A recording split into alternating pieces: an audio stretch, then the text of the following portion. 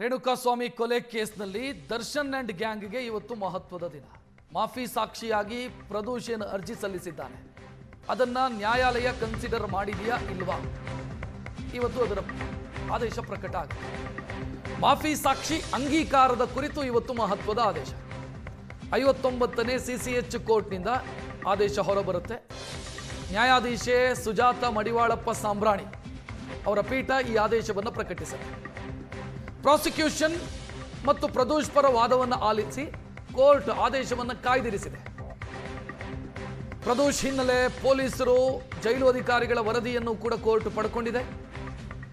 ಪ್ರದೋಷ್ ಅರ್ಜಿಯಲ್ಲಿ ಉಲ್ಲೇಖ ಮಾಡಿರುವಂತಹ ವಿಚಾರ ಇದನ್ನೆಲ್ಲವನ್ನು ಕೂಡ ಪರಿಗಣಿಸಿ ಪ್ರದೋಷ್ ಏನು ಅಪ್ರೂವರ್ ಆಗೋದಕ್ಕೆ ಬಯಸಿದ್ದಾನೆ, ತನ್ನ ತಪ್ಪನ್ನು ಒಪ್ಪಿಕೊಂಡಿದ್ದಾನೆ.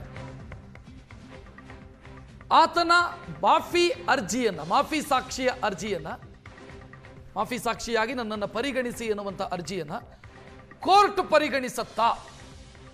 ಪ್ರಾಸಿಕ್ಯೂಷನ್ ಅದನ್ನು ಪರಿಗಣಿಸ್ತು. ಪ್ರಾಸಿಕ್ಯೂಷನ್ ಕನ್ಸಿಡರ್ ಮಾಡಿ ಪ್ರದೋಷ್ ಮಾಫಿ ಸಾಕ್ಷಿ ಯಾಕಾಗಬೇಕು ಈ ಕೇಸಲ್ಲಿ ಅನ್ನೋದನ್ನು ಕನ್ವಿನ್ಸ್ ಮಾಡಿತು ಕೋರ್ಟಿಗೆ.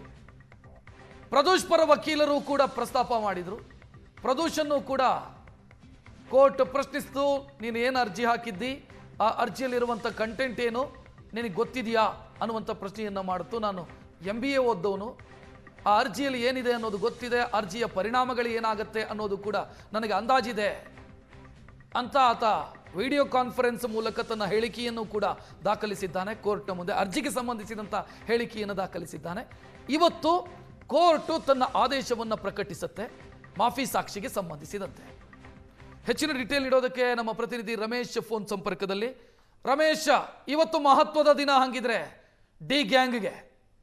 ಖಂಡಿತ ರಕ್ಷಿತ್, ರೇಣುಕಾಸ್ವಾಮಿ ಕೊಲೆ ಪ್ರಕರಣದಲ್ಲಿ ಒಟ್ಟು 17 ಜನ ಆರೋಪಿಗಳಿರುವಂತದ್ದು. ಅದರಲ್ಲಿ ಒಬ್ಬ ಆರೋಪಿ ಅಕ್ಯೂಸ್ ನಂಬರ್ 14 ಪ್ರದೋಷ್ ಕೋರ್ಟ್ ಮುಂದೆ ಅರ್ಜಿಯನ್ನು ಸಲ್ಲಿಸುವ ಮೂಲಕ ನನಗೆ ಗೊತ್ತಿರುವಂತಹ ಎಲ್ಲ ಸತ್ಯವನ್ನು ಕೋರ್ಟ್ ಮುಂದೆ ಹೇಳ್ತೇನೆ, ನನಗೆ ಅಪ್ರೂವರ್ ಆಗ್ಲಿಕ್ಕೆ ಅವಕಾಶವನ್ನು ಮಾಡಿಕೊಡಿ, ಕ್ಷಮಾದಾನವನ್ನು ಕೊಡಿ ಅನ್ನುವಂತ ಮನವಿಯನ್ನ ಮಾಡಿದ. ಆತ ಅರ್ಜಿ ಸಲ್ಲಿಸಿದಂತ ಆ ಅರ್ಜಿಯಲ್ಲಿ ಸಂಪೂರ್ಣವಾದಂತ ಮಾಹಿತಿಯನ್ನ, ಅಂದ್ರೆ ಆತನ ಜ್ಞಾನದಲ್ಲಿರುವಂತಹ ಪ್ರತಿಯೊಂದು ಮಾಹಿತಿನ ಉಲ್ಲೇಖವನ್ನ ಮಾಡಿದ. ಆದ್ರೆ ಈ ಒಂದು ವಿಷಯವನ್ನ ನಾನು ಕೋರ್ಟ್ ಮುಂದೆ ಹೇಳ್ತೇನೆ, ನನಗೆ ಅವಕಾಶವನ್ನ ಮಾಡಿಕೊಡಿ ಅನ್ನುವಂತ ಮನವಿಯನ್ನ ಮಾಡ್ಕೊಂಡಿದ್ದ. ಅದಕ್ಕೆ ಸಂಬಂಧಪಟ್ಟಂತೆ ಪ್ರದೋಷ್ ಪರ ವಕೀಲರು ಕೂಡ ಆ ಅರ್ಜಿಗೆ ಸಂಬಂಧಪಟ್ಟಂತೆ ವಾದವನ್ನ ಮಂಡಿಸ್ತಾರೆ. ಜೊತೆಗೆ ಪ್ರಾಸಿಕ್ಯೂಷನ್ ಕೂಡ ಅದಕ್ಕೆ ಒಂದು ಹಂತದಲ್ಲಿ ಷರತ್ತುಬದ್ಧ ಒಪ್ಪಿಗೆಯನ್ನು ಕೂಡ ಕೊಡ್ಲಾಯಿತು. ಅದಾದ ನಂತರ ಕೋರ್ಟ್ ಆತನನ್ನ ಖುದ್ದಾಗಿ ಪ್ರಶ್ನೆ ಮಾಡುವ ಮೂಲಕ, ನೀನು ಅರ್ಜಿಯನ್ನ ಸಲ್ಲಿಸಿರುವಂತೆ ನಿನ್ನ ಮಾಹಿತಿ ಇದೆಯಾ, ಅರ್ಜಿಯ ಅಂಶಗಳು ನೆನಪಿದೆಯಾ, ಇದ್ರ ಪರಿಣಾಮ ಗೊತ್ತಾ, ಇದೆಲ್ಲವನ್ನು ಕೂಡ ಪ್ರಶ್ನೆ ಮಾಡಿದ ನಂತರ ಕೋರ್ಟ್ ಇನ್ನೂ ಒಂದು ಹಂತ ಮುಂದಕ್ಕೆ ಹೋಗಿ ಆತನ ಕ್ರಿಮಿನಲ್ ಹಿನ್ನೆಲೆಯ ಬಗ್ಗೆ ಮಾಹಿತಿಯನ್ನು ಪಡ್ಕೊಳ್ಳುವಂತ ಕೆಲಸವನ್ನ ಮಾಡ್ತು. ಆ ಸಂಬಂಧಪಟ್ಟಂತೆ ಕಾಮಾಕ್ಷಿಪಾಳ್ಯ ಪೊಲೀಸರು ಸೂಚನೆಯನ್ನು ಕೊಡಲಾಗಿತ್ತು. ಕಾಮಾಕ್ಷಿಪಾಳ್ಯ ಪೊಲೀಸರು ವರದಿಯನ್ನು ಸಲ್ಲಿಸಿದ್ದಾರೆ. ಆತನಿಗೆ ರೇಣುಕಾಸ್ವಾಮಿ ಕೊಲೆ ಪ್ರಕರಣದ ಆರೋಪವನ್ನು ಹೊರತುಪಡಿಸಿದರೆ ಆತನ ವಿರುದ್ಧ ಬೇರೆ ಯಾವುದು ಕ್ರಿಮಿನಲ್ ಕೇಸಸ್ ಇಲ್ಲ ಅನ್ನುವಂಥದ್ದನ್ನು ಕೂಡ ಹೇಳಿದ್ದಾರೆ. ಅದ್ರ ಜೊತೆಗೆ ಜೈಲು ಸಿಬ್ಬಂದಿಗೂ ಕೂಡ ಒಂದು ಸೂಚನೆ ಕೊಡಲಾಗಿತ್ತು. ಆತ ಜೈಲಿಗೆ ಹೋದ ನಂತರ ಜೈಲಿನಲ್ಲಿ ಆತನ ನಡವಳಿಕೆಗಳೇನು ಅನ್ನುವಂತ ವರದಿಯನ್ನ ಕೊಡಿ ಅಂತ. ಯಾಕೆಂದ್ರೆ ಈ ಕೇಸಲ್ಲಿ ದರ್ಶನ್ ಸೇರಿದಂತೆ ಇತರೆ ಆರೋಪಿಗಳು ರಾಜಾತಿಥ್ಯ ಪ್ರಕರಣದಲ್ಲಿ, ಬೇರೆ ಬೇರೆ ಪ್ರಕರಣದಲ್ಲಿ ಜೈಲಿಗೆ ಹೋದ ನಂತರವೂ ಕೂಡ ಕೆಲವು ಕ್ರಿಮಿನಲ್ ಕೇಸ್ಗಳಲ್ಲಿ ಭಾಗಿಯಾಗಿದ್ದು, ಅವ್ರ ಮೇಲೆ ಕೇಸ್ ಆಗಿದ್ದು ಕೂಡ ಇತ್ತು. ಅಂತಹದ್ರಲ್ಲಿ ಏನಾದ್ರೂ ಈತನ ಭಾಗಿ ಇದೆಯಾ ಅನ್ನುವಂತ ಮಾಹಿತಿಯನ್ನ ಕೇಳಿರುವಂತದ್ದು. ಹಾಗಾಗಿ ಆ ವರದಿ ಕೂಡ ಕೋರ್ಟ್ಗೆ ನೀಡಲಾಗಿದೆ ಅನ್ನುವಂತ ಮಾಹಿತಿಗಳಿರುವಂತದ್ದು. ಸೊ ಈ ಎಲ್ಲಾ ಮಾಹಿತಿಯನ್ನ ಆಧರಿಸಿ ಕೋರ್ಟ್ ಇವತ್ತು ಪ್ರದೋಷ್ ಮಾಫಿ ಸಾಕ್ಷಿ ಆಗ್ತಾನ ಇಲ್ವಾ ಅನ್ನುವಂತ ಆದೇಶವನ್ನು ನೀಡಲಾಗಿದೆ. ಬಹುತೇಕ ಮಾಫಿ ಸಾಕ್ಷಿ ಆಗುವಂತ ಸಾಧ್ಯತೆಗಳಿದೆ ಅನ್ನುವಂಥದ್ದನ್ನ ವಕೀಲರುಗಳು ಹೇಳ್ತಾ ಇರುವಂತದ್ದು. ಒಂದು ವೇಳೆ ಮಾಫಿ ಸಾಕ್ಷಿ ಆಗಿದ್ದೆ ಅದಲ್ಲಿ ಆತನಿಗೆ ಒಂದಷ್ಟು ಷರತ್ತುಬದ್ಧ ಒಪ್ಪಿಗೆಯನ್ನ ಕೊಡುವಂತ ಸಾಧ್ಯತೆಗಳಿರುವಂತದ್ದು. ಷರತ್ತುಬದ್ಧ ಅಂದ್ರೆ ಆತ ಏನು ಕೋರ್ಟ್ ಮುಂದೆ ಹೇಳ್ತಾನೆ ಅದೆಲ್ಲವೂ ಕೂಡ ಚಾರ್ಜ್ ಶೀಟ್ ನಲ್ಲಿ ಪೊಲೀಸರು ಏನು ಫೈಂಡಿಂಗ್ಸ್ ಅನ್ನ ಹಿಡಿದಿದ್ದಾರೆ, ಆ ಫೈಂಡಿಂಗ್ಸ್ ಗೆ ಪೂರಕವಾದಂತ ಮಾಹಿತಿಯನ್ನ ಆತ ಕೊಡಬೇಕಾಗತ್ತೆ. ಅದು ಪ್ರಾಸಿಕ್ಯೂಷನ್ ಒಪ್ಪಬೇಕು. ಹೌದು, ಈತ ಹೇಳ್ತಾ ಇರುವಂತದ್ದು ಸತ್ಯ, ಅಂದ್ರೆ ನಮಗೆ ಇನ್ವೆಸ್ಟಿಗೇಷನ್ ಬಂದಂತ ಮಾಹಿತಿಗೆ ಪೂರಕವಾಗಿದೆ ಅನ್ನುವಂಥದ್ದನ್ನ ಹೇಳಬೇಕಾಗುತ್ತೆ. ಅದಾದ ನಂತರ ಪಾಟಿ ಸವಾಲ್ ನಡೀತದೆ.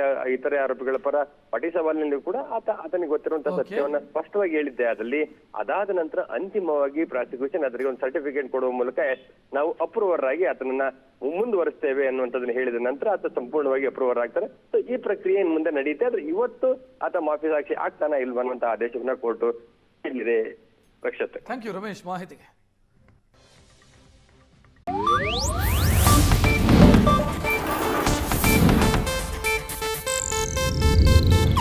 ಇದು ಏಷ್ಯಾನೆಟ್ ನ್ಯೂಸ್ ನೆಟ್ವರ್ಕ್ ಪ್ರಸ್ತುತಿ.